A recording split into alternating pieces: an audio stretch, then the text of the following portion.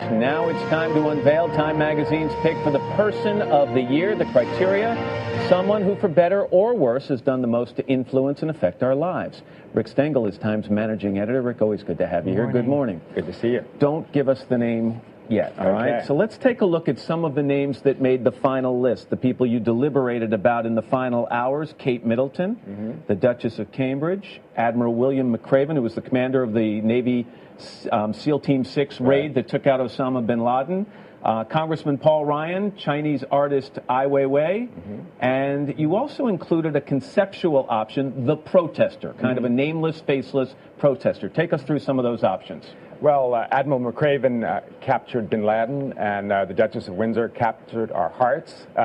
They represent people who affected us in one way or another, who swayed the conversation, captured our imagination, and it kind of represents a gamut from Weiwei, the protester, to the Duchess, who's a more popular choice, to McRaven, who did something extraordinary in kind of changing the destiny of our fight against Al-Qaeda. Some people might wonder, not in your top five, Steve Jobs, Gabby Giffords, were they somewhere else on the list? Well, actually, Gabby Giffords is in the magazine. We did a internet interview with her, an email interview.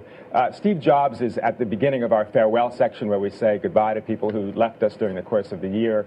A lot of discussion about Steve Jobs. It's not a Lifetime Achievement Award, and Steve, is someone I venerate, but it wasn't really a year where he transformed anything. When it came down to the final voting, Rick, how was it a unanimous choice? Was there a lot of disagreement? Did you have to step in and make the final decision? How did it go? There was a lot of consensus among our people, among our correspondents and editors.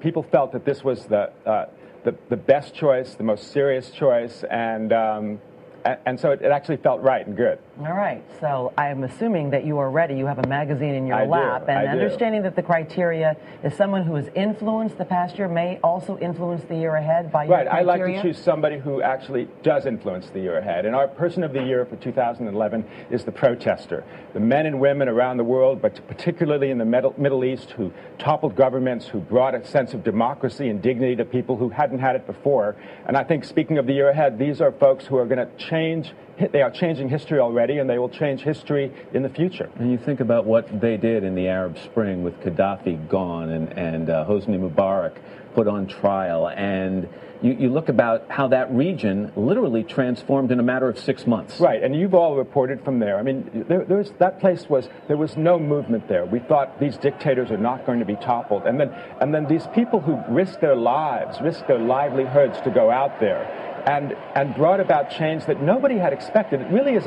it's a transformational thing, and I think it is changing the world for the better. Are there links between what had happened in the Arab Spring and what happened 2 years earlier, actually, in Iran with the Green Movement that was suppressed, and also what's happening now on Wall Street and all across this country, and even over the weekend in Russia? I mean, there seems to be this kind of global protest. Different grievances. There's this contagion of protest. In fact, the story written by Kurt Anderson brings together all those strands, because Iran prefigured what was going to happen in the Arab world, and then what happened in the Arab world did influence Occupy Wall Street and Occupy Oakland and the protests in Greece and Madrid. All of the protests we talked to, and our correspondents fanned out around the world, they all talked about how they'd been influenced by other protests and how social media brought all of that closer. And it's really an extraordinary combination of demography and technology that brought about this change. So again, just if you missed it a second ago, Time Magazine's Person of the Year for 2011 is the protester.